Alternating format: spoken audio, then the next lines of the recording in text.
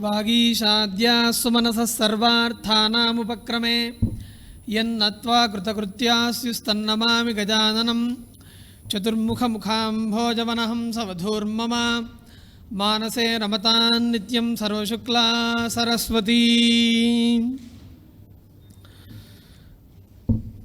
సభాయే నమః.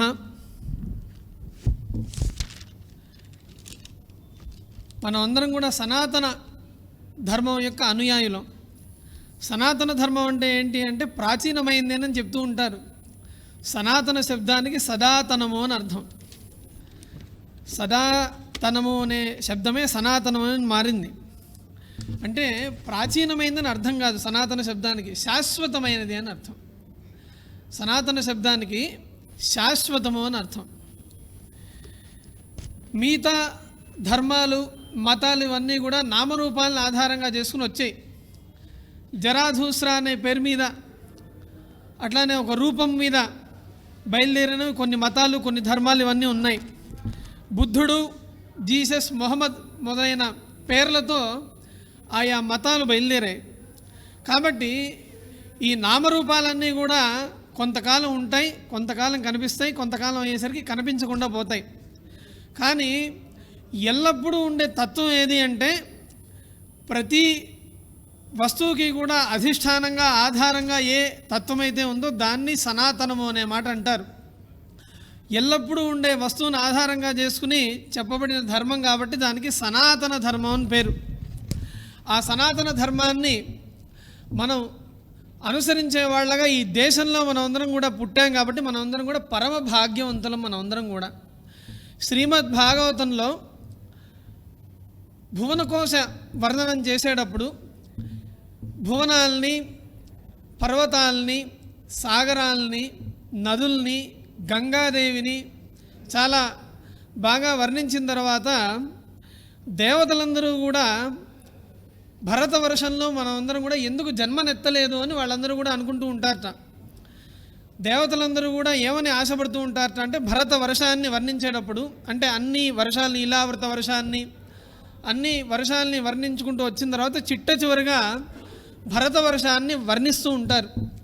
ఆ భరతవర్షాన్ని వర్ణించే సందర్భంలో దేవతలందరూ కూడా ఆశపడుతూ ఉంటారట. మనమందరం కూడా పుణ్యం చేసుకుని స్వర్గంలో ఉండవలసిన పరిస్థితి మనకు వచ్చింది. భారతదేశంలో కనుక ఉన్నట్లయితే దేవాలయాలకు వెళ్ళే అదృష్టం మనకు ఉంటుంది. యజ్ఞయాగాది కర్తనుష్ఠానాల్లో పాల్గొనే భాగ్యం మనకు ఉంటుంది. గురుకులాల్లో ఉండి వేదాధ్యయనం చేసే పరిస్థితి మనకు ఉంటుంది. పరమ భాగవతోత్తముల దగ్గర ఉత్తమములైన ఆఖ్యానాలన్నింటినీ కూడా వినే అదృష్టం మనకు పడుతుంది. అరే భారతదేశంలో ఉన్న వాళ్ళందరూ కూడా ఎంత గొప్పవాళ్ళో కదా అని ఆ దేవతలందరూ కూడా ఈ భారతవర్షాన్ని కూడా కీర్తిస్తూ ఉంటారని అక్కడ ఉంటుంది. మన వేదికకు పేరు చాణక్య వేదిక అని పేరు. కాబట్టి చాణక్యుల వారిని స్మరించుకుంటూ ఆయన చెప్పిన మాటని ఇక్కడ ఒకసారి గుర్తు చేస్తూ ఉన్నాను. ఆయన ప్రధానంగా చేసే ఉపదేశం ఏంటి అంటే దేశంలో ఉన్న వాళ్ళందరూ కూడా సాయంకాలం కాగానే తీరిక చూసుకుని ఇతిహాస పురాణాలన్నీ కూడా శ్రవణం చేస్తూ ఉండాలి. ఆ ఇతిహాస పురాణంలో సృష్టి, ప్రళయము, మన్వంతర వర్ణన ఉంది. ఆ తర్వాత వంశానుచరితం, ఇతిహాస పురాణాల్లో ఉన్న కొన్ని ముఖ్యమైన అంశాల్లో వంశాల గురించి, రాజవంశాల గురించి, ఏ ఏ ఉత్తములైన రాజులు ఈ దేశాన్ని గొప్పగా పరిపాలన చేశారో, ఏ ఏ గొప్ప చక్రవర్తులు ఈ దేశాన్ని గొప్పగా పరిపాలన చేశారో వాళ్ళందరి చరిత్ర ఇదంతా కూడా క్రమబద్ధీకరించింది. కాబట్టి మన సనాతన ధర్మానికి కావాల్సిన ఆధారాలు, ముఖ్యమైన విషయాలన్నీ కూడా ఈ ఇతిహాస పురాణాల్లో ఉన్నాయి. కాబట్టి సాయంకాలం అవగానే అందరూ కూడా పని కట్టుకుని ఇతిహాస పురాణ శ్రవణం చేయాలి అని చాణక్యుల వారు మనకి ఉపదేశం చేశారు. విచిత్రం, ఈ దేశంలో ఈ మెకాలే విద్యా విధానం అడుగుపెట్టడం వల్ల మన చరిత్రంతా కూడా చాలా అపార్థం చేత కల్పింపబడి ఆ చరిత్రను మనం అందరం కూడా అధ్యయనం చేస్తూ ఉన్నాం. వాళ్ళు ఏమని ఉపదేశం చేశారు మనకి? చరిత్రను పాడు చేసిన వాళ్ళు ఈ భారతదేశంలో ఉండే వాళ్ళందరూ కూడా ప్రకృతుల్ని ఆరాధన చేస్తూ ఉంటారు. అనేక దేవతారాధకులు అని ఈ చరిత్రను మార్చిన మహానుభావులు మనకు ఉపదేశం చేశారు. అయితే ఉన్న రహస్యం ఏంటి అంటే, మనకి వేదోఖిలో ధర్మమూలం అని మనుస్మృతిలో చెప్పినట్టుగా మన ధర్మానికి మూలం ఏది అంటే వేదములు. ఆ వేదముల్లో ఏవైతే చెప్పున్నాయో దానిని స్మరించి మునులందరూ కూడా యాజ్ఞవల్క్యాది స్మృతులు, మనుస్మృతి మొదలైన వశిష్ఠ స్మృతి ఇత్యాది స్మృతులన్నీ కూడా వారు రచించుకుంటూ వచ్చారు. కాబట్టి ఏదన్నా ఒకటి ప్రమాణం కట్టాలి, వెల కట్టాలి అంటే అందరూ ఎదురు చూసేది ఏంటి అంటే స్మృతి ప్రమాణం ఉందా, లేదా శృతి ప్రమాణం ఉందా, ఇతిహాస ప్రమాణం ఉందా అని అడుగుతూ ఉంటారు. కాబట్టి ఈ వేదము స్మృతులకు మూలం. ఆ స్మృతుల్లో ఉండే విషయాలే రామాయణ, భారత, భాగవతాదుల్లో చెప్పబడి ఉన్నాయి. ఆ విషయాల్ని ప్రమాణంగా చేసుకుని మన నడత అనేది ఈ భారతదేశంలో ఉంటుంది. ఇందాక ఎందుకు ఇక్కడ ఈ చరిత్ర గురించి ఎందుకు చెప్తున్నాను అంటే, చాణక్యుల వారి దగ్గర ఆయన రక్షణలో ఉన్న చంద్రగుప్తుడు దేశాన్ని పరిపాలించారు అని మనందరం కూడా చెప్పుకుంటూ ఉంటాం. మౌర్య చంద్రగుప్తుడిని ఆయన రాజుగా చేసి ఆయన దేశాన్ని ముందుకు తీసుకెళ్లారు చాణక్యుల వారు అని ఓ మాట ఉంది. అట్లానే చంద్రశ్రీ చంద్రగుప్తుడని అక్కడ సులోమాపి అనే రాజు తర్వాత ఆంధ్రరాజుల్లో సులోమాపి అనే రాజు చివరివాడు. ఆ తర్వాత చంద్రగుప్తుడు, సముద్రగుప్తుడు దేశాన్ని పరిపాలించినట్టుగా మనకు చరిత్ర ఉంది. విచిత్రం ఏంటంటే ఈ ఆంధ్రరాజుల్లో చంద్రశ్రీ అనే మహారాజు దగ్గర ఈ సముద్రగుప్తుడు, చంద్రగుప్తుడు అనే ఆయన పనిచేశారు. ఆయన కుమారుడు అంటే చంద్రశ్రీ కుమారుడు సులోమాపి. ఆ తర్వాత సముద్రగుప్తుడు, చంద్రగుప్తుడి కాలం అక్కడి నుంచి వచ్చింది. విచిత్రం ఏంటంటే వీళ్ళు ఈ అలెగ్జాండర్ ఈ ప్రపంచాన్ని గెలిచే సందర్భంలో భారతదేశానికి వచ్చినప్పుడు సెల్యూలస్ అని అలెగ్జాండర్ యొక్క సేనాపతి, ఆ సెల్యూలస్ అనేవాడు తన కుమార్తెని ఈ సముద్రగుప్తుడు అంటే చంద్రశ్రీ దగ్గర పనిచేసిన సముద్రగుప్తుడు చంద్రగుప్తుడికి వాళ్ళ కుమార్తెనిచ్చి, అంటే వాళ్ళిద్దరిలో ఎవరో ఒకళ్ళకి కుమార్తెనిచ్చి వివాహం చేస్తే అక్కడి నుంచి ఒక సంబంధం అనేది మొదలైంది. అక్కడ ఆ సెల్యూలస్కి ఈ సముద్రగుప్తుడు చంద్రగుప్తుడు అంటే చంద్రశ్రీ చంద్రగుప్తుడికి సంభాషణలు జరిగినట్టుగా ఇవన్నీ కూడా మనకి చరిత్ర ఆధారంగా చెప్తున్నారు. అంటే 4వ శతాబ్దిలో ఇదంతా కూడా జరిగితే అప్పటి నుంచి హిందూ ధర్మం అనేది మొదలైందని వీళ్ళు మనకి ఈ కుహనా మేధావులు అనే వాళ్ళు వీళ్ళందరూ మనకు చరిత్ర పుస్తకాల్లో ఎక్కించి దాన్ని మనకు స్కూళ్ళల్లో చెప్పడం వల్ల అసలు చంద్రశ్రీ చంద్రగుప్తుడు ఎవడు, అంతకంటే ఎప్పుడో ముందు వచ్చిన చాణక్యుల వారు ఎవరు, చంద్రగుప్తుడు ఎవరు తెలియకుండా పోయింది. చాణక్యుడు చంద్రగుప్తుడిని మనం మర్చిపోయి ఈ చంద్రశ్రీ చంద్రగుప్తుడే చాణక్యుడి దగ్గర ఉన్న చంద్రగుప్తుడు అని మధ్యలో 1000 సంవత్సరాలని మనం మింగేశాం. ఎందుకు మింగేశామంటే చరిత్ర రాసిన వాళ్ళు అట్లా రాశారు. చరిత్రను రాసిన వాళ్ళు 4వ శతాబ్దంలో మన దగ్గరకు వచ్చి సంబంధాలు పెట్టుకుని అప్పటి నుంచి ఆ సంబంధాలను బాగా గట్టిగా చేసుకోవాలని మొట్టమొదట వాళ్ళు చేసిన ప్రయత్నం ఏంటి అంటే గురుకుల వ్యవస్థని దెబ్బతీయడం. అప్పట్లో 2,50,000 గురుకులాలు ఉండేవి. అన్ని వర్ణాల వాళ్ళకి సంబంధించిన గురుకులాలు ఉండేవి. ఆ గురుకుల వ్యవస్థను దెబ్బతీసి ఈ గురుకుల అనే సిస్టమ్ని పాడు చేసి వాళ్ళు కల్పితమైన ఆ హిస్టరీని అంతా కూడా మన బుద్ధుల్లోకి ఎక్కించి ఈనాటికి కూడా మనం ఏదన్నా చెప్తే వాళ్ళు చెప్పారు కాబట్టి ప్రమాణం అనుకునే పరిస్థితి మనకు వచ్చింది. కాబట్టి ఇక్కడ మనది చాణక్య వేదిక కాబట్టి ఈ చంద్రశ్రీ చంద్రగుప్తుడి కంటే కూడా ఇంకా 1000 ఏళ్ల ముందు చాణక్య చంద్రగుప్తుడు ఉన్నాడు అనే విషయాన్ని ఒకసారి సభాముఖంగా తెలియజేస్తున్నాను. ఇక్కడ చాణక్యుల వారికి కుటిలుడు ఆయన రాసిన అర్థశాస్త్రం కౌటిల్య అర్థశాస్త్రం అనే పేరుతో వెలువడింది. ఇదంతా కూడా బాగానే ఉంది. ఏం చెప్తున్నారు అంటే చాణక్యుల వారు తనకు కావాల్సింది ఏదన్నా సాధించుకోవాలి అంటే ఎట్లాంటి మార్గాన్నైనా తొక్కవచ్చు అనే మాట చెప్పారు. కాబట్టి ఆయన రాసిన అర్థశాస్త్రానికి కౌటిల్య అర్థశాస్త్రం అని పేరు వచ్చిందని చెప్తున్నారు. ఆయన కుటిల బుద్ధిని ఎక్కడ చెప్పలా.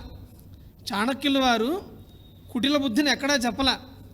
చాణక్య అర్థశాస్త్రంలో ఏమనుందంటే రాజు అనేవాడు మధ్యమ రీతిలో ముద్దాయిని శిక్షించాలి. అతిగా శిక్షించినా అందరూ కూడా రాజును చూసి భయపడతారు, అస్సలు శిక్షించకపోతే ఎవరు భయపడరు. కాబట్టి మధ్యమ రీతిలో శిక్ష ఇవ్వాలి అని చాణక్యుని అర్థశాస్త్రంలో ఉంది. కాబట్టి ఆయన ఎక్కడా కూడా కుటిల బుద్ధిని చెప్పల, ఆయన రుజువైన మార్గాన్నే చెప్పాడు. ఆ రుజువైన మార్గాన్ని తన తెలివితేటలతో ఆయన చెప్పాడు చాణక్యులు వారు. ఆ చాణక్య చంద్రగుప్తులు వేరు, సముద్రగుప్త చంద్రగుప్తులు వేరు. ఈ విషయాన్ని మనం గుర్తుపెట్టుకోవాలి. ఈ మధ్య ఎన్సీఆర్టీలో మన చరిత్రకి అనుగుణమైన పాఠాలు మనకు వస్తున్నాయి. ఇది మన అందరికీ కూడా అదృష్టమే. అట్లానే అసలు చరిత్ర, నిజమైన చరిత్రను కూడా మనమందరం కూడా చదువుకోవాల్సిన బాధ్యత ఎంతో ఉంది.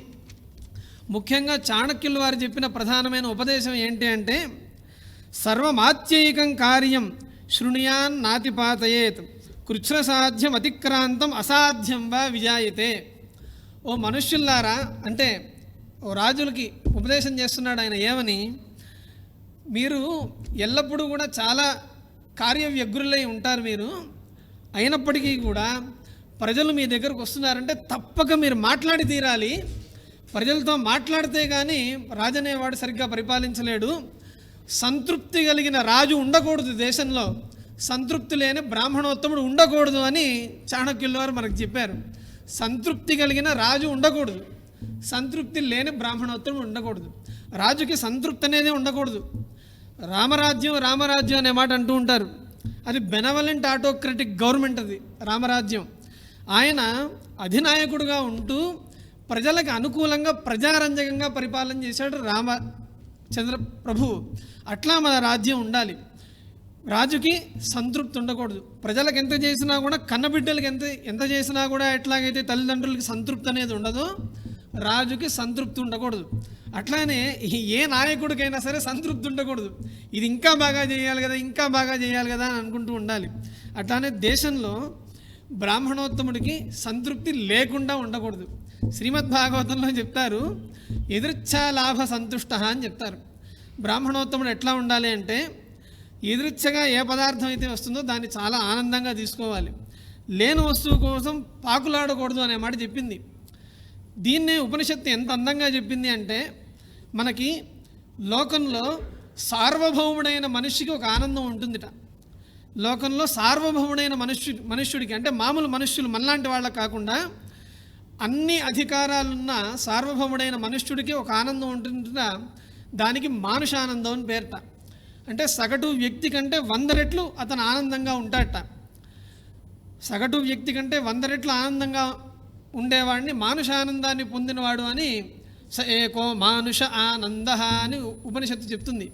చెప్పి ఉపనిషత్తు తర్వాత ఏం చేస్తుందంటే, శ్రోత్రియస్య చాకామహ తస్య, సార్వభౌముడైన మనిషి కంటే కూడా సంధ్యావందనం చేసుకుని అకామహతుడైన, ఏ కోరికల చేత కూడా చెదరగొట్టని మనసు కలిగిన బ్రాహ్మణోత్తముడు ఇంకా ఆనందంగా ఉంటాడు అని అక్కడ మానుషానందాన్ని చెప్పి, ఆ తర్వాత మనుష్య గంధర్వానందాన్ని, అట్లా 10 రకాల ఆనందాలు పైకి చెప్పిన తర్వాత కూడా వీళ్ళందరికంటే కూడా శ్రోత్రియస్య చాకామహ తస్య, అకామహతుడైన శ్రోత్రియుడు, గురుకుల పద్ధతిలో అధ్యయనం చేసిన బ్రాహ్మణోత్తముడు ఇంకా ఆనందంగా ఉంటాడు అని అక్కడ మనకి చెప్తారు. అక్కడ మనకు వివరణ ఇస్తూ భాష్యకారులు ఏం చెప్తారంటే, అక్కడ తన అనుష్ఠానాన్ని, స్వానుష్ఠానాన్ని తను చేసుకుంటూ నిత్యతృప్తుడై, తనకి గురువు ముఖంగా ఏ విద్య అయితే సంప్రాప్తిస్తూ ఉన్నదో దాన్ని హాయిగా చదువుకుంటూ, వచ్చిన వాళ్ళకి హాయిగా చదువు చెప్తూ ఏ బ్రాహ్మణోత్తమ అయితే ఉంటాడో అతడు చాలా ఆనందంగా ఉంటాడని అక్కడ చెప్తారు. అట్లా చాణక్యుల వారు ఏం చెప్పారు అంటే, సంతృప్తి కలిగిన మహారాజు ఉండకూడదు, సంతృప్తి లేని బ్రాహ్మణోత్తముడు ఉండకూడదని చెప్పారు. అట్లాగే ప్రతి వ్యక్తికి కూడా ఆయన ఇంకా చేసిన ఉపదేశం ఏంటి అంటే, సర్వమాత్యైకం కార్యం. ఓ రాజా, నీ దగ్గర అనేక మంది ప్రజలు నీ దగ్గరికి వస్తూ పోతూ ఉంటారు. వాళ్ళందరితో మంచి సత్సంబంధాలు నువ్వు పెట్టుకోవాలి, వాళ్ళందరితో చాలా ప్రేమగా ఉండాలి. ప్రజలు వచ్చేటప్పుడు ముఖ్యమైన పని ఉంటే కానీ ప్రజల దగ్గర నుంచి నువ్వు వెళ్ళకూడదు అనే మాట చెప్తూ ఆయన ఏం చెప్తున్నారంటే, కార్యాన్ని ఎట్లా సాధన చేయాలి అనే విషయం చెప్తున్నారు. తప్పనిసరిగా చేసి తీరవలసిన పని ఏదన్నా ఉన్నట్లయితే దాన్ని అతిక్రమించకూడదు. ఏ పని అయితే తప్పనిసరిగా చేసి తీరాల్సిన అవస్థలో ఉందో దాన్ని గనక మనం దాటేస్తే ఏమవుతుంది అంటే కృచ్ఛ్ర సాధ్యం అతిక్రాంతం అసాధ్యం వా విజాయతే. ఏ పని అయితే మనం చేయకుండా మానేస్తున్నామో ఆ అతిక్రాంతమైన పని ఏమవుతుందిట అంటే ఏముంది ఇంకో గంట తర్వాత చేసుకోవచ్చు అనుకుంటే ఇంకో గంట తర్వాత అతి కష్టం మీద ఆ పని పూర్తవుతుందిట, లేదా అస్సలు పూర్తి కాదట. కృచ్ఛ్ర సాధ్యం అతిక్రాంతం అసాధ్యం వా విజాయతే అని చాణక్యుల వారు మనకు చేసిన ఉపదేశం. కాబట్టి ధర్మే మతిర్భవతి సతతోత్థితానాం సహ్ ఏక ఏవ పరలోక గతస్య బంధు. ఇందాక మనం చెప్పుకున్నాం, సనాతన ధర్మం అంటే అది ప్రాచీనమైనది కాదు, సనాతన ధర్మం అంటే శాశ్వతమైనది, అది చాలా పురాతనమైంది, అట్లానే నిత్య నూతనమైంది అని అర్థం. శాశ్వతం అనే శబ్దానికి అర్థం ఏంటి? త్రికాలాబాధ్యము అని అర్థం. అది నిత్య నూతనమైంది అనే విషయం కూడా మనం తెలుసుకోవాలి. అట్లాంటి ధర్మం ఎందుకు చేయాలి అంటే ఇక్కడి నుంచి పైలోకానికి వెళ్ళేటప్పుడు మనకు తోడుగా వచ్చేది ఆ ధర్మం మాత్రమే మనకు తోడొస్తుంది. ఇక్కడి నుంచి పైలోకానికి వెళ్ళేటప్పుడు మనకి ఆ ధర్మం మాత్రమే తోడొస్తుంది. ఎందుకు ఈ ధర్మం గొప్పది అంటే మీకు చిన్న ఉదాహరణ చెప్తాను. మనకున్న మేధ, ప్రతిభ, వీటి ద్వారా మనం ఏం చేస్తాము? మనకు కలిగే లాభాలను ఊహిస్తాం. గంధం పూసుకుంటే ఒళ్ళంతా చల్లగా ఉంటుందని మనం ఊహిస్తాం. అట్లనే ఇదే గంధం ఎదురుకుండా ఉన్న మీరు పూసుకున్నా కూడా మీకు చల్లగా ఉంటుందని ఊహిస్తాం. ఎంతవరకు ఊహిస్తాం అంటే మనకున్న పరిధి ఈ జన్మ వరకు మనం కొంతవరకు ఊహించగలం. కానీ ఈ ధర్మం అనేది ఏం చేస్తుందిట? జన్మాంతరంలోనూ లోకాంతరంలోనూ ఉండే విషయాల్ని ఊహ చేస్తుంది ధర్మ. అంటే ధర్మం కనుక చేస్తే వచ్చే జన్మలో ఉత్తమమైన జన్మ కలుగుతుంది. అంటే పునర్జన్మ సిద్ధాంతాన్ని బాగా గట్టిగా చెప్పారు. ఉదాహరణకి స్వర్గం రావాలి అంటే ఇక్కడ ఈ లోకంలో ధర్మాచరణ చేయండి, ఉత్తమమైన జన్మ కలగాలి అంటే ఈ లోకంలో ధర్మాచరణ చేయండి అని కేవలం అంటే ఏంటి? పరిమితమైన ఫలాన్ని ఉద్దేశించి వచ్చింది కాదు ధర్మం, అపరిమితమైన ఫలాన్ని ఉద్దేశించి వచ్చింది ఈ ధర్మం. ఈ ధర్మం, ఈ వేదప్రోక్తమైన ఈ ధర్మాన్ని మనం కూడా అందరం కూడా పాటిస్తూ ఉండాలి. ఏంటండి వేదం వేదం అంటున్నారు, అది కేవలం జందెపోగు వాళ్ళకే సరిపోతుంది కదా అని మీరు అనుకుంటారేమో. వేదం అనేది అందరికీ, వేదం అనేది అందరికీ కావాలి. అది మనకు ఉపనిషత్తుల్లో చెప్తున్నారు. ఉపనిషత్తుల్లో ఏమని చెప్తున్నారు? ఆకాశం ఉంది, వాయువు ఉన్నది, జలములు ఉన్నవి, నిప్పు ఉన్నది అని ఏ వస్తువును మనం చూసినా సరే ఈ పువ్వు ఉన్నది, ఈ వ్యక్తి ఉన్నాడు, ఈ మైకు ఉంది, ఈ పెన్ను ఉంది, ఉంది ఉంది ఉంది అని మనం ఏ వస్తువునైనా మనం తెలుసుకుంటున్నాం. అసలు ఒక వస్తువు ఉంది అనడానికి మనకు ఆ జ్ఞానాన్ని ప్రసాదించేవాడు ఎవడు? ఆయనే భగవంతుడు. దాన్నే బ్రహ్మము అని సంస్కృత పరిభాషలో చెప్తున్నారు. ఏ వస్తువుని, ప్రతి వస్తువుని ఉన్నది ఉన్నది మనం అనుభవిస్తూ ఉన్నామో ఆ ఉన్నది అనడానికి ఆధారం ఏది అంటే ఆ బ్రహ్మ అంతటా ఉన్నాడు కాబట్టి ఈ పదార్థాలన్నీ ఉన్నాయి. ఇందాక యమునా పాఠక్ గారు చెప్పారు, ఆవిడ పేరులోనే పాఠక్ ఉంది అంటే అర్థం ఏంటి? వీళ్ళందరూ గురుకుల పద్ధతిని అనుసరించి వచ్చిన పరంపర అని తెలుస్తోంది యమునా పాఠక్ అనే పేరు చేత. ఆవిడ మాట్లాడుతూ ప్రహ్లాదుణ్ణి మనం ఆదర్శంగా తీసుకోవాలని చెప్పారు. ఈ చాణక్య వేదిక అనేది కేవలం యూత్ కాదు, కౌమార ఆచరేత్ ప్రాజ్ఞ అని 10-7 వయసులో ఉన్న పిల్లలు కూడా ఇక్కడికి రావాలి అనే ఉద్దేశంతో ప్రహ్లాద స్వామి యొక్క పేరుని మనం ఇక్కడ పేర్కొన్నాం. కౌమార ఆచరేత్ ప్రాజ్ఞ. ప్రహ్లాదుడు భయపడుతూ చెప్పాడు, ఒరేయ్ మనం ఏదో 100 ఏళ్ల జీవితంలో తర్వాత చేయొచ్చులే అనుకుంటాము, దాంట్లో 60 ఏళ్ళు నిద్ర, వృద్ధాప్యం వీటితో పోతుంది. నిజంగా మనం గట్టిగా పనిచేసేది 20 ఏళ్ళరా అబ్బాయి. కాబట్టి మనం కౌమార ఆచరేత్ ప్రాజ్ఞ, కౌమార దశలో ఉన్నప్పుడే మనం పనిచేయడం మొదలు పెట్టాలి. ఉదాహరణకు చూడండి, ధ్రువుడు కౌమార దశలో పనిచేశాడు, సిద్ధిని పొందాడు. ప్రహ్లాదుడు కౌమార దశలో పనిచేయడం మొదలుపెట్టాడు, సిద్ధిని పొందాడు. శంకర భగవత్పాదాచార్యుల వారు ఆయన కౌమార దశలో ఆయన దండం చేతపట్టాడు కాబట్టి దేశం ఈ రోజుకి ఇట్లా ఉంది. ఆ శంకరాచార్యుల వారు మనకు చెప్పింది ఏంటి అంటే ఈ వర్ణాశ్రమాది వ్యవస్థ ఎందుకు అంటే సమస్త సన్మార్గాన్ని ఆధారంగా చేసుకుని ప్రతి వస్తువు ఉనికికి ఆధారమైన సద్వస్తువుని తెలుసుకోవడానికి వర్ణాశ్రమ వ్యవస్థ అనేది అవసరమవుతోంది అని ఈ వేదములన్నీ కూడా అన్ని వర్ణాల వాళ్ళకి చెందినవి అని చాటు చెప్పిన మహనీయులు ఎవరు అంటే శంకర భగవత్పాదాచార్యులు వారు. అని ఆయన ఏం చెప్పారు? అస్థిత్యేవోపలబ్ధవ్య అని మనకి బ్రహ్మసూత్రం ఉంది. బ్రహ్మ ఉన్నాడు అని మనం ఆలోచిస్తూ ఉండాలి.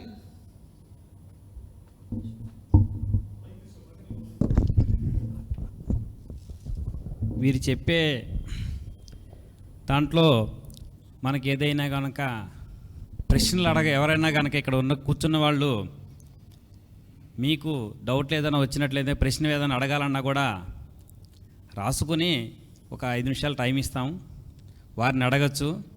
వారు పండితులు కాబట్టి మీకు ఏ విధమైన సందేహాలుగా ఉన్నప్పటికీ కూడా వారు నివృత్తి చేస్తారు. స్పీచ్ ఒకటే కాదు, ఇక్కడ మన ప్రశ్న కార్యక్రమం కూడా ఉంది. కాబట్టి ఉన్న ప్రేక్షకులు అందరూ గమనించవలసిందిగా, మంచి ప్రశ్నకి మా గౌరవాధ్యక్షులు ఒక ఉత్తమ బహుమతి కూడా ప్రకటిస్తున్నారు. ఎవరైనా కనుక మంచి ప్రశ్న వేసి ఉంటే కనుక వారికి ఒక బహుమానం కూడా ఉందండి. ఇది తెలియజేస్తుండగా కూర్చున్నాం. ఓకే, మీకు అందరికీ కూడా పుస్తకం పెన్ను ఇచ్చాం కాబట్టి ఏదైనా ప్రశ్న అడగదలుచుకుంటే కనుక మీరు పుస్తకం రాసి పెట్టండి. ప్రశ్న కార్యక్రమం కూడా ఉంది కాబట్టి మీకు తెలియజేస్తాం. వీరికి ఇస్తే కనుక వీరు ఏదైనా చేయి మీరు ఎత్తినట్లయితే కనుక మేము 1 నిమిషం ఆపి ప్రశ్న అడగచ్చు మీరు. Thank you. సారీ. సంశయాత్మ వినశ్యతి అని శ్రీమద్ భగవద్గీత. మనకి ప్రశ్నలు రాకూడదు. మనకి ప్రశ్నలు రాకూడదు. ఎందుకు రావు అంటే సనాతన ధర్మ అనుయాయులం కాబట్టి మనకు ప్రశ్నలు రావు. చప్పట్లు కొట్టాలి దీనికి.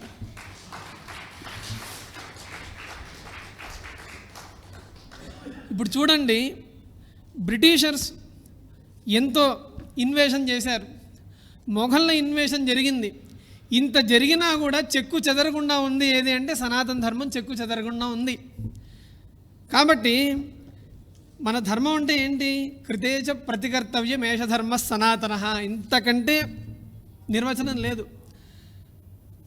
ఎవరైనా ఉపకారం చేసి తిరిగి ఉపకారం చేయవయ్యా, అదే ధర్మం అని చెప్పింది. ఎవరు చెప్పారు? రామాయణం చెప్పింది, మనుస్మృతి చెప్పింది, శ్రీమద్ భాగవతం చెప్పింది.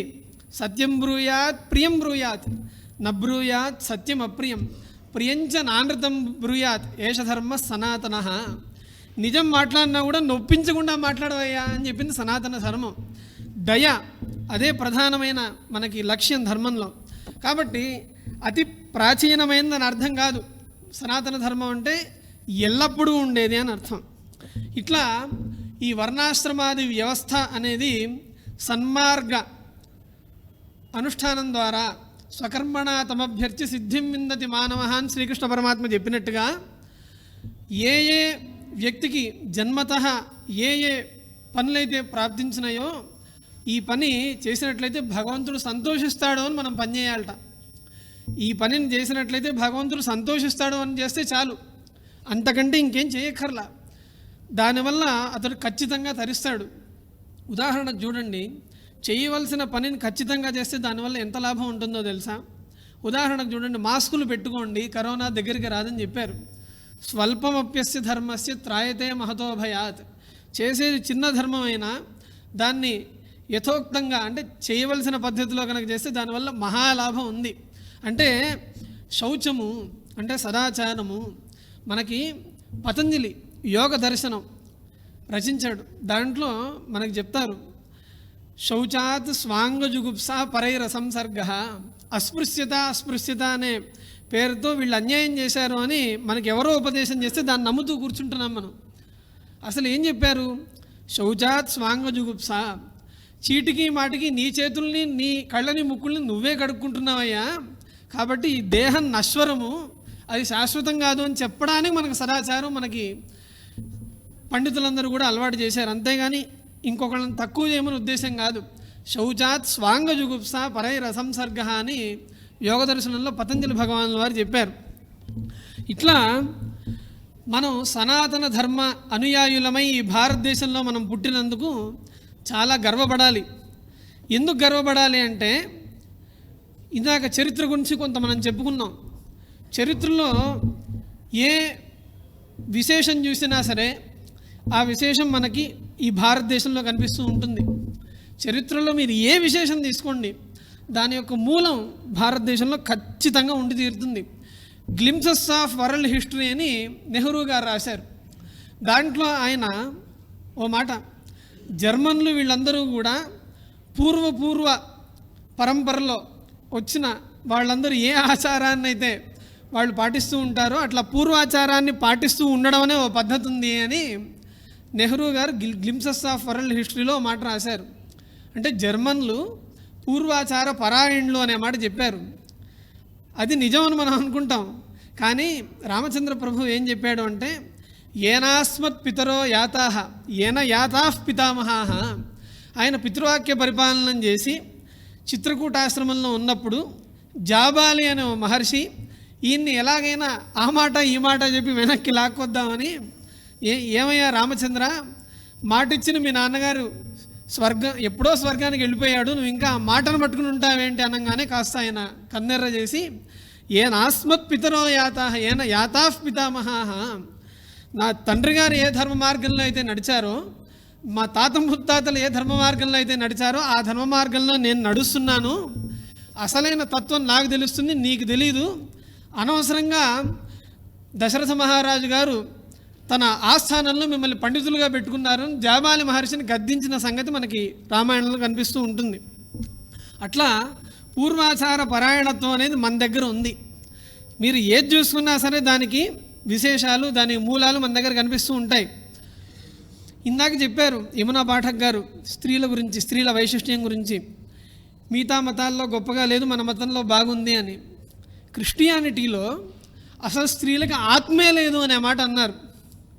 క్రిస్టియానిటీలో స్త్రీలకి ఆత్మే లేదు, వాళ్ళు బొమ్మలు లాంటి వారు అని అక్కడ అన్నారు. కానీ మన వాళ్ళు ఏమన్నారో తెలుసా? ఎత్ర నార్యస్తు పూజ్యంతే రమంతే తత్ర దేవతాః. దీనికి ఒక మంత్రం ప్రమాణం, పురంధిర్యోషా అని అశ్వమేధంలో మంత్రం ఉంది. దేశంలో ఉండే స్త్రీలందరూ కూడా మంచి సౌభాగ్యం కలవారే ఉండుగా కానీ ఒక ప్రార్థన ఉంది. అట్లా స్త్రీలని నెత్తిన పెట్టుకున్న దేశం ఏదన్నా ఉందంటే అది మన భారతదేశం. ఇందాక చెప్పాం, వీళ్ళందరూ కూడా ప్రకృతి ఉపాసన చేస్తారు, ఈ వర్షాన్ని, నిప్పుని, గాలిని ఉపాసన చేస్తారు, అనేక దేవతలు వీళ్ళందరికీ ఉన్నారు అని మన మతుల్ని చెడగొట్టారు. కానీ మనం చేసే ఉపాసన ఏంటో తెలుసా మీకు? తృప్తిరితి వృష్టౌ బలమితి విద్యుతి అని ఉపనిషత్తు. వర్షం పడుతూ ఉంటే ఆ వర్షంలో తృప్తి అనే రూపంలో బ్రహ్మ ఉన్నాడు అని మనం భావన చేయాలట. వర్షం అనేది పడుతూ ఉంటే తృప్తికి అధిష్టానంగా ఆ బ్రహ్మ ఉన్నదని భావన చేయమన్నారు. మనం ప్రకృతిని ఉపాసన చేయలా, ప్రకృతిని ఆధారంగా చేసుకుని దానికి అధిష్టానమైన బ్రహ్మను ఉపాసన చేస్తూ ఉన్నాం. బలమితి విద్యుతి. వర్షం పడేటప్పుడు మనకి ఉరుములు మెరుపులు వస్తాయి, దాంట్లో బలం ఉంది, ఆ బలానికి అధిష్టానంగా భగవంతుడు ఉన్నాడు అని భావన చేయాలి. కాబట్టి మనం ప్రకృతి ఆరాధకులం కాదు, ప్రకృతికి అధిష్టానమైన భగవంతుడి యొక్క ఆరాధకులం. మనం అనేక దేవతారాధకులం కాదు, అనేక దేవతలకి కూడా ఆధారంగా ఉన్న ఒకే ఒక బ్రహ్మ యొక్క ఆరాధకులం. కాబట్టి మనందరికీ కూడా బుద్ధి అనేది చెక్కు చెదరదు. కాబట్టి మన సనాతన ధర్మం అట్లా ఉంది అంటే అక్కడున్న అధిష్టాన చైతన్యాన్ని ఉపాసన చేయడం వల్ల మనకు అట్లా ఉంది. మీరు ఎవరినైనా అడగండి, తులసి కోటకి ఎందుకు మీరు ప్రదక్షిణాలు చేస్తున్నారు అంటే, అక్కడ ప్రదక్షిణం చేస్తే మెడికల్ వాల్యూస్ ఉంటాయనే మాట చెప్పారు అంటే పప్పులో కాలేసినట్టే. తులసి కోటకు ప్రదక్షిణం చేస్తున్నప్పుడు మెడికల్ వాల్యూస్ ఉంటాయనే మాట అన్నాడు అంటే, మరి కరక్కాయకు ప్రదక్షిణం ఎందుకు చేయట్లా? తులసి కోటకు ఉన్నప్పుడు కరక్కాయకు కూడా అంతే మెడికల్ వాల్యూస్ ఉన్నాయి కదా. అందుకు కాదు, యద్యద్విభూతిమత్సత్వం శ్రీమదూర్జితమేవా తత్తదేవావగచ్చధ్వం మమ తేజోంశ సంభవం అని భగవంతుడు తనని ఉపాసన చేయడానికి కొన్ని ముఖ్యమైన స్థానాల్ని చెప్పాడు. తులసి కోట, అట్లానే అక్షరాల్లో అకారము, అట్లానే అశ్వత్థ వృక్షము, గొప్ప గొప్ప స్థానాల్లో ఎక్కడైతే ఈశ్వర తేజస్సు ఏదైతే అందంగా ఉందో, ఇంకా అర్థమైన భాషలో చెప్పుకోవాలంటే ఏదైతే అందంగా ఉందో, దేన్ని చూస్తే అయితే మనకు ఆనందంగా ఉందో అది బ్రహ్మ యొక్క అంశతో ఉంది అనే విషయాన్ని గుర్తు చేయడానికి మనకి ఉపాధులను ఏర్పాటు చేశాడు. అట్లా ఆ ఉపాధిలో ఉన్న చైతన్యాన్ని, ఉపాధులన్నింటికీ కూడా ఉన్న చైతన్యాన్ని, సర్వాధారమైన చైతన్యాన్ని మనం అందరం కూడా ఉపాసన చేస్తూ ఉన్నాం. కాబట్టి మనం ఆచరించే ధర్మం సనాతన ధర్మం అయింది. మనకి పైథాగరస్ థీరం అనే థీరం ఉంది. ఈ పైథాగరస్ అనేవాడు బీసీ 570 అట్లా 495 బీసీలో ఆయన ఉన్నాడు. ఈ పైథాగరస్ అనేవాడు భారతదేశంలో అడుగుపెట్టి దక్షిణ భారతదేశంలో అధ్యయనం చేసి ఆ తర్వాత పైథాగరస్ ఇక్కడ ఉన్న గురుకుల పద్ధతుల్ని బాగా అభ్యాసం చేసి అక్కడికి వెళ్ళి గ్రీకు దేశానికి వెళ్ళి ఆయన గురుకుల పద్ధతిని ప్రవేశపెట్టాడు అని మనకి చరిత్ర చెప్తోంది. అలా పైథాగరస్కి శిష్యుడు ప్లాటో, సోక్రటీసు, అరిస్టాటిల్ వీళ్ళందరూ కూడా అదే గురుకుల పద్ధతిలో అధ్యయనం చేశారట. అక్కడ వాళ్ళకి నియమాలు ఉండేవిట. పైథాగరస్ భారతదేశానికి వచ్చి మళ్ళీ వెనక్కి వెళ్ళిన తర్వాత శాకాహారిగా అయిపోయాయట. ఆయన 5 నియమాలని పెట్టాట గురుకులాల్లో. వెజిటేరియనిజం అంటే శాకాహారిగా ఉండడం, తర్వాత మెటంసైకోసిస్ అంటే భారతదేశంలో ఉన్న పునర్జన్మ సిద్ధాంతం ఇందాక చెప్పుకున్నాం కదా, వాసాంసి జీర్ణాన్ని యథా విహాయ నవాని గృహ్ణాతి నరోపరాణి అని చెప్పాడు ఆయన శ్రీకృష్ణ పరమాత్మ. పాత బట్టల్ని వదిలిపెట్టి కొత్త బట్టల్ని తొడుక్కుంటున్నట్టుగా ఈ జీవుడు ఇంకో శరీరానికి వెళ్తాడు, పునర్జన్మ అనేది ఉందని చెప్పాడు ఆయన. దాన్ని ఈయన పైథాగరస్సు 2వ నియమంగా విశ్వాసంగా పెట్టుకున్నాడు, మెటంసైకోసిస్ అని. తర్వాత పవిత్రత కోసం ఉపవాసం అనే విషయాన్ని కూడా స్వీకరించాడు ఆయన. ఫాస్టింగ్ ఫర్ ప్యూరిఫికేషన్, లంఘనం పరమౌషధం అని ఆ 3వ పద్ధతిని కూడా అక్కడ ప్రవేశపెట్టాడు. చాస్టిటీ, బ్రహ్మచర్య నియమాలను అక్కడ పెట్టాడు. ఇవన్నీ ఎక్కడుండే నియమాలు? ఇవన్నీ ఆహార నియమాలు, బ్రహ్మచర్య నియమాలు ఇవన్నీ ఎక్కడుంటాయి? మన భారతదేశంలో ఉన్న గురుకులాల్లో ఉన్న నియమాలు. ఆ నియమాల్ని ఆయన అక్కడ గురుకులాల్లో ప్రవేశపెట్టి అక్కడి నుంచి ప్లాటోని, అరిస్టాటిల్ని, సోక్రటీస్ని వీళ్ళందరినీ తయారు చేశాడు. అరిస్టాటిల్ అలెగ్జాండర్ గురువు. ఆయన ఏం చెప్పాడు, నువ్వు ఎక్కడికైనా వెళ్ళి అలెగ్జాండర్ భారతదేశం మీదకి మాత్రం వెళ్ళవాక, దాన్ని నువ్వు గెలవలేవు. ఒకవేళ నువ్వు కనుక గెలిచినట్లయితే, ఒకవేళ అక్కడ భారతదేశంలో గంగా తీరంలో ఉన్న కొంత మట్టిని, గంగని, రామాయణాన్ని, మహాభారతాన్ని, రామాయణ మహాభారతాన్ని చెప్పి ఒక మహాగురువుని ఇక్కడికి తీసుకురాని అరిస్టాటిల్ చెప్పాట. అంతేకాదు ఐజాక్ న్యూటన్, అంటే ఇవన్నీ యూట్యూబ్లో ఇవన్నీ ఉన్నాయి, మీరు సెర్చ్ చేస్తే మీకు కనిపిస్తాయి. ఐజాక్ న్యూటన్ ఆయన లా ఆఫ్ మోషన్ గురించి ఆయన కాణాద వైశేషిక సూత్రాలని యథాతథంగా అనువాదం చేశాడు అని మాంచెస్టర్ యూనివర్సిటీ వాళ్ళు ప్రచురణ చేశారు. AGER అనే సంస్థ వారు ప్రచురించిన జర్నల్లో ఈ విషయం ఉంది. కాణాద సూత్రాలు పైన ఉన్నాయి, కింద న్యూటన్ గారి అనువాదం ఉంది. కాబట్టి ఈ గురుత్వాకర్షణ శక్తి ఆయన ధారయామ్యహం ఓజస అని చెప్పాడు. ఆయన నా ఓజస్సుతో ఈ భూమిని ధరింపజేస్తున్నాను అనే మాట అన్నాడు. అట్లా ఏ విషయం చూస్తున్నా సరే దానికి మూలాలు మన దగ్గర ఉన్నాయి. అంతేకాదు సాపేక్ష సిద్ధాంతం, ఐన్స్టీన్ గారు చెప్పిన థియరీ ఆఫ్ రిలేటివిటీ కూడా మనకి చాలా అద్భుతంగా ఉంది. తెలుగు భాగవతం చదివిన వాళ్ళకి తెలుస్తుంది, సంస్కృత భాగవతాన్ని చదివిన వాళ్ళకి తెలుస్తుంది. ఎలా అంటే భీష్మస్తుతి, దాంట్లో భీష్మ ఆచార్యుల వారు తాను పరమపదిస్తూ ఒక మాట చెప్పాడు. ఆయన ప్రతిదృశమివనై కథార్కమేకం సమధిగతోస్మి విధూత భేదమోహ. ప్రతిదృశమివ అంటే చూపుకి ఉన్నట్టు తేడా. ఇప్పుడు నా దృష్టిలో మీరందరూ ఒకలాగా కనిపిస్తారు, రాంబాబు గారి దృష్టిలో ఒకలాగా కనిపిస్తారు, మా రాజన్న గారి దృష్టిలో ఒకలాగా కనిపిస్తారు. ఇక్కడ కూర్చున్న వాళ్ళకి ఏ వ్యక్తికి ఆ వ్యక్తి వేరువేరుగానే కనిపిస్తాడు. అట్లాగే ప్రతిదృశమివనై కథార్కమేకం, అనేక జలపాత్రల్లో సూర్యబింబం అనేక విధాలుగా చూపుకి భిన్నంగా కనిపిస్తున్నట్టుగా ఉంది. సమధిగతోస్మి విధూత భేదమోహ. ఈ అందరిలో ఉన్న చైతన్యం ప్రతి వ్యక్తి కూడా నేనున్నాను అని మనసు మీద చేసుకుని చెప్తున్నాడు కదా. ఆ మనసు మీద చేసుకుని చెప్పేటప్పుడు ఉన్నాను అని ప్రేరణను ఎవరైతే కలిగిస్తున్నారో, ఉన్నాను అని ఏ వ్యక్తి అయితే అనుభవానికి వస్తున్నాడు, మనం ఓ మాట మాట్లాడుతూ ఉంటాం, నా శరీరం నా మాట వింటలేదు అనే మాట అంటూ ఉంటాం. నా శరీరం నా మాట వింటలేదు అనే మాట అంటూ ఉంటాం. ఏదన్నా కాస్త తేడా వస్తే అంటే అర్థం ఏంటి?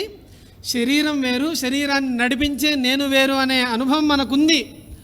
ఆ అనుభవం ఎల్లప్పుడూ ఉండడానికి శంకరాచార్యుల వారు, ప్రహ్లాదుడు వీళ్ళందరూ కూడా మనకి ఉపదేశం చేసి ఉన్నారు. అట్లా మనకి ఈ సృష్టి మొదలై ఎన్ని సంవత్సరాలు అయింది అంటే, మీరు ఏ పంచాంగమైనా తీసుకోండి, ఆ పంచాంగంలో మనకి లెక్కతో సహా రాసింది. వీళ్ళందరూ అతి కష్టం మీద కనుక్కుంటున్నారు. ఆ లెక్క మన గణితంలో ఉంది. 1,55,88,185,125,125 సంవత్సరాలు సరిగ్గా 2025 సంవత్సరానికి గడిచాయి అని మనకి జ్యోతిష పండితులందరూ కూడా చెప్తున్నారు. ఇంకా యుగ సహస్ర యోజన పరభాను అని మనందరం కూడా 153 మిలియన్ 6 మిలియన్ల వ్యత్యాసం ఉంది సూర్యభగవానుడికి అని చెప్పింది. ఆ లెక్క యుగ సహస్ర యోజన పరభాను దగ్గర కుదురుతుంది. 96,000 మైళ్ళు అనే విషయం అక్కడ అన్వితమవుతోంది. ఇలా ఏ విషయం చూసుకున్నా సరే మనం అన్నింటల్లో ముందున్నాం. కారణం ఎల్లప్పుడూ ఉండే చైతన్యాన్ని నమ్ముకుని ఉన్న వాళ్ళం కాబట్టి మనం అన్నింటల్లో ముందున్నాం. అయితే మన దగ్గర లోపించింది ఏది అంటే మిషనరీ జీల్ మనకు లేదు. అతి పరిచయ దవజ్ఞ ఈ 2 అవలక్షణాలు మన దగ్గర ఉన్నాయి. ప్రచార ప్రసారాలు మనం చెయ్యం. ఎదురుకుండా ఒక వ్యక్తి ఒక విషయం చెప్తుంటే దాన్ని నమ్మం మనం. ఆ బౌధాయనుడే కదా, ఆ ఆపస్తముడే కదా, ఆ శంకరాచార్యుల వారే కదా అని మనం తక్కువ చేసేస్తూ ఉంటాం. ఎదురుకుండా ఉన్న బంగారాన్ని మనం చూడం. కాబట్టి మనమందరం కూడా ఈరోజు సూర్య దినం అంటే ఆదివారం, ద్విపుష్కర యోగం, వృశ్చిక సంక్రమణం, ఈ అద్భుతమైన రోజున ఈ చాణక్య వేదిక అనేది ప్రారంభించడం అనేది భగవత్ సంకల్పంగా జరిగిందని నేను భావిస్తూ ఉన్నాను. ఆ సూర్యనారాయణుడి యొక్క అనుగ్రహం వల్ల మనందరం కూడా సనాతన ధర్మాన్ని ఇంకా ముందుకు తీసుకెళ్ళగలుగుతాము అని నేను తెలియజేస్తూ ఉన్నాను.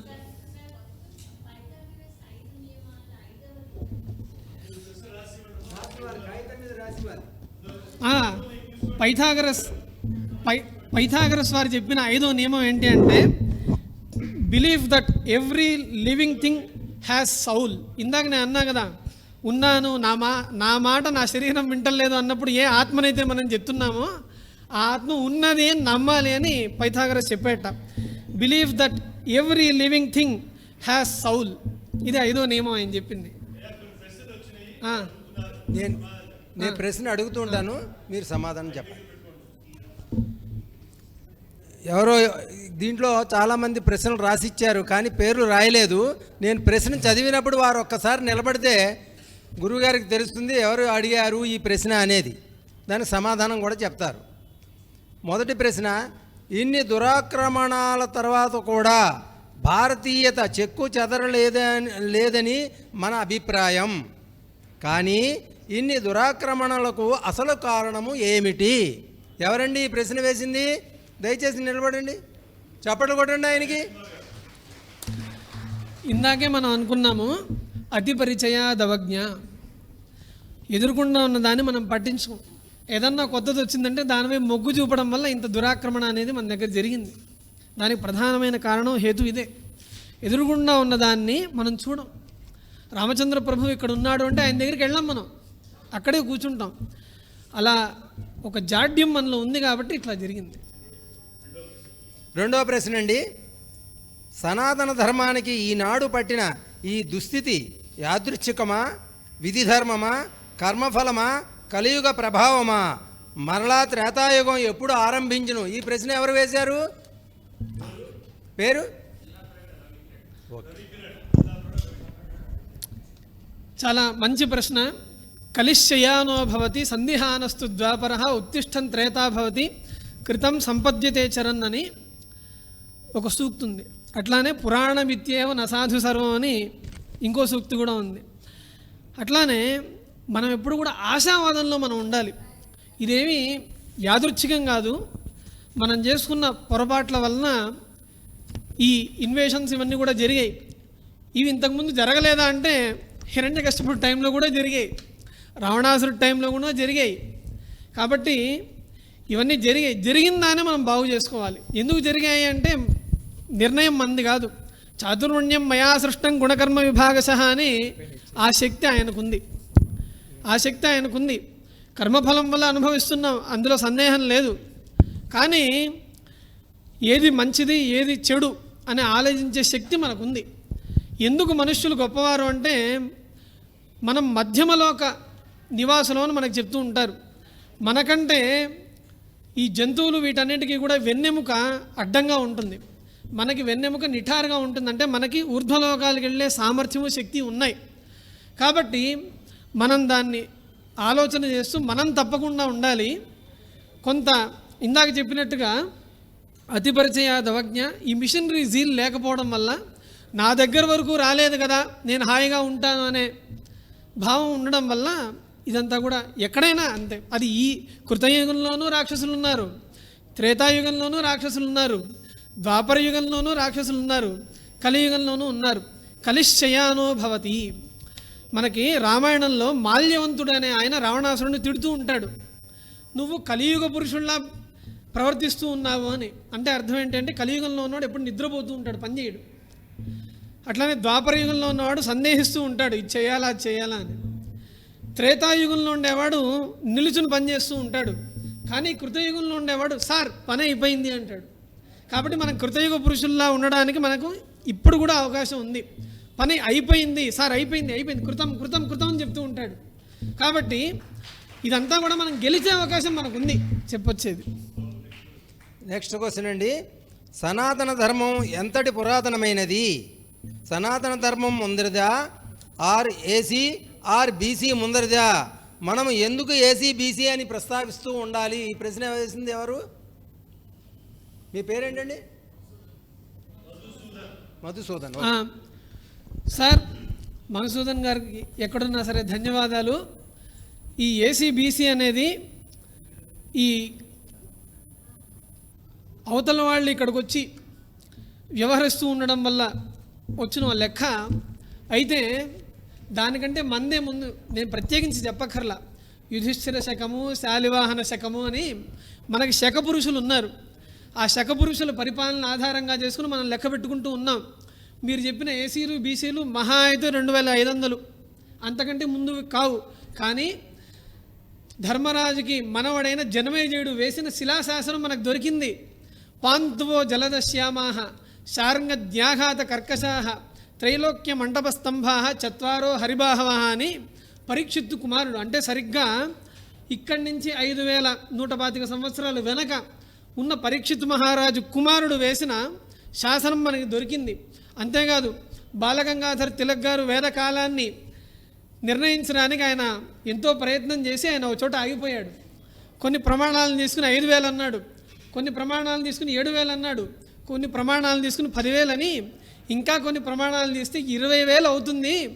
దీనికి అంతే లేదు, అనంతావై వేదాహ అనే సిద్ధాంతాన్ని ఒప్పుకుంటున్నానని బాలగంగాధర్ తిలక్ గారు కూడా చెప్పారు.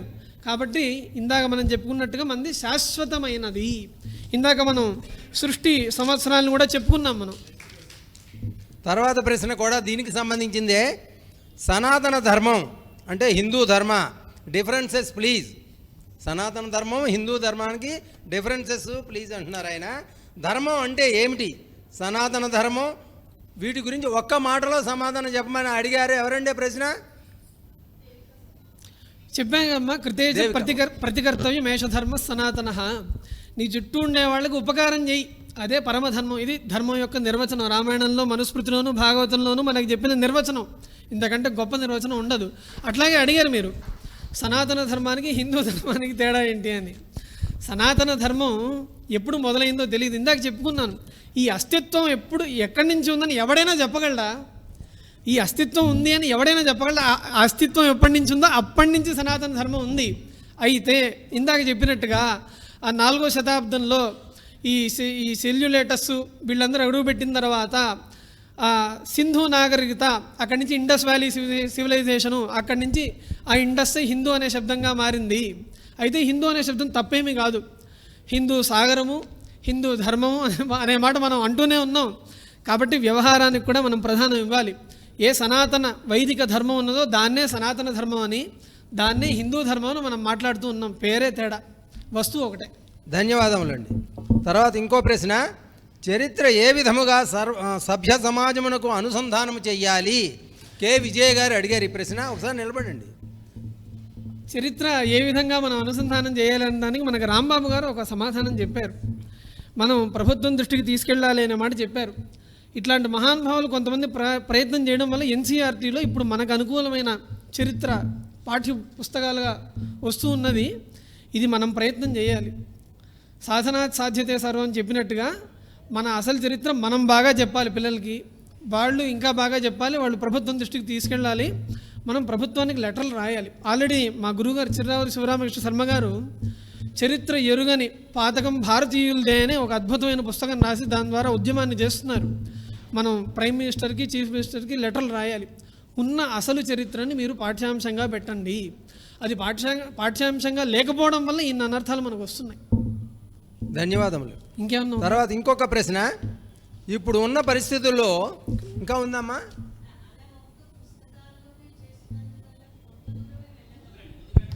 అవును, కేవలం ఒక పుస్తకాల్లో చేస్తే కొంత దూరమే వెళ్తుంది. అది కొన్నేళ్ళు చేయాలి, కొన్నేళ్ళు మనం ఆచరించాలి, తద్వారా సాధించగలం. ఎందుకంటే వాళ్ళు మనకి దాదాపు 1200 సంవత్సరాల పైన ఉపదేశం చేస్తూనే ఉన్నారు, చెవులో పోస్తూనే ఉన్నారు.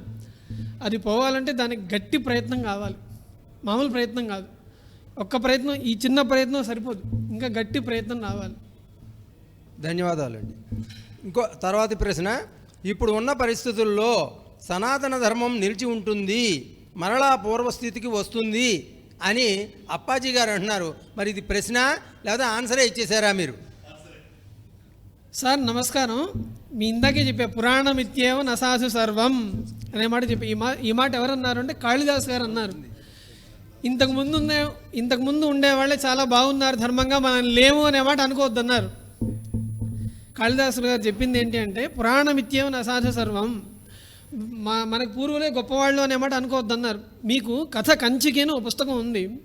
దాంట్లో పరమాచార్యుల వారిని అనేక మంది వైదేశికులు వచ్చి ఆయన్ని ప్రశ్నిస్తూ ఉన్నారు. సనాతన ధర్మం యొక్క పరిస్థితి ఏంటండి అని. ఇవన్నీ స్వాతంత్ర్యం వచ్చిన కొత్తల్లో ఇవన్నీ కూడా జరిగాయి. ఆయన ఏం చెప్పారు అంటే, ఇప్పుడున్న దానికంటే తర్వాత ఇంకా గొప్ప గొప్ప వాళ్ళు భారతదేశంలో పుట్టుకొస్తారు, ఇంకా గొప్ప స్థానం అనేది ధర్మానికి ఉంటుంది అనే ఆశావాదాన్ని వారు గట్టిగా చెప్పారు. చాలా ధన్యవాదాలు. తర్వాత చాలా ముఖ్యమైన ప్రశ్న, దీనికి బాగా చప్పట్లు కొట్టాలి, చప్పట్లు కొడితే ఆరోగ్యం బాగుంటుంది. మొదట ఎవరు కొడితే వాళ్ళకే. ఈ ప్రశ్న, ధర్మం నిలబడటానికి బ్రహ్మం ఒక్కటే అవసరమా, బ్రాహ్మణ్యం ఒకటే అవసరమా, క్షాత్రం అవసరం లేదా?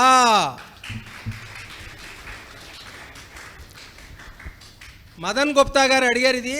ఒకసారి నిలబడండి సార్, చప్పట్లు కొట్టండి ఆయనకి. క్షాత్రాన్ని జ్ఞాపకం చేస్తున్నారు. సార్ నమస్కారం. నేను ఇందాక చేసిన ప్రవచనం అంతా కూడా దాదాపు సగం వారిని చూస్తూనే చేశాను. నేను వారు ప్రశ్న అడగడం నాకు చాలా ఆనందంగా ఉంది. ఇందాకే చెప్పాను, ఈ వేదములు అనేవి అన్ని వర్ణాల వారికి కావాల్సింది అనే మాట చెప్తూనే ఉన్నాను నేను. కేవలం బ్రాహ్మణ్యం వల్ల మాత్రమే కాదు, ఆ బ్రాహ్మణ్యాన్ని రక్షించింది ఎవరు? క్షత్రియులు. ఆ క్షత్రియులు రక్షిస్తేనే బ్రాహ్మణ్యం. తస్మాద్ రాజన్యో బ్రాహ్మణవాన్, తస్మాత్ బ్రాహ్మణో రాజన్యవాన్. బ్రాహ్మణుడు రాజన్యవంతుడు అవ్వాలి, రాజన్యుడు బ్రాహ్మణవంతుడు అవ్వాలి. యస్య బ్రహ్మచక్షత్రంచ ఉభయ భవతోదన అని శ్రీకృష్ణ పరమాత్మ చెప్పాడు. వీళ్ళిద్దరు గనక గట్టిగా పూనుకుంటే వాళ్ళు చేయలేనిది ఏదీ లేదు.